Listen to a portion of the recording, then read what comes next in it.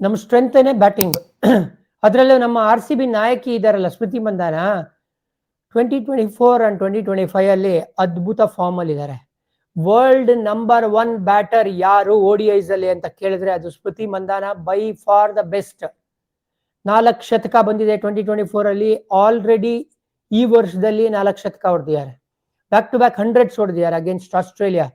413 chase ಮಾಡ್ಬಿಡ್ತಾ ಇದ್ವಿ. Almost ನಾವು Australia ವಿರುದ್ಧ 43 ರನ್ನಿಂದ ಹಿಂದೆ ಬೀಳ್ತೀವಿ.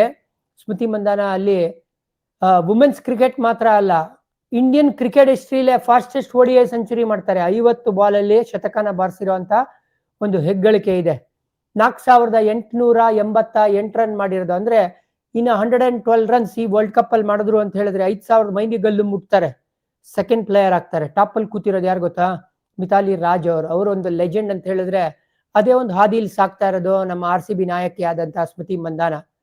ಈ ವರ್ಷದಲ್ಲಿ 928 ರನ್ ಹೊಡೆದಿದ್ದಾರೆ. ಅಂದ್ರೆ ಇನ್ನ 72 ರನ್ ಏನಾರು ಹೊಡೆದ್ರು ಇವರು ಅಂತ ಹೇಳಿದ್ರೆ ಫಸ್ಟ್ ವುಮೆನ್ ಕ್ರಿಕೆಟರ್ ಇನ್ ಕ್ರಿಕೆಟ್ ಹಿಸ್ಟ್ರಿ ಆಗುತ್ತೆ ಒಂದು ಕ್ಯಾಲೆಂಡರ್ ಇಯರ್ ಅಲ್ಲಿ 1000+ ರನ್ಸ್ ನ ಮಾಡೋದು. ಆ ಒಂದು ಹೆಗ್ಗಳಿಕೆ ಕೂಡ ಸ್ಮೃತಿ ಮಂದಾನಾಗೆ ಅದು ಅಚೀವ್ ಆಗುತ್ತೆ ಈ ವರ್ಲ್ಡ್ ಕಪ್ ಅಲ್ಲಿ ಅಂತ ನಂಗೆ ಅನ್ಸ್ತಾ ಇದೆ.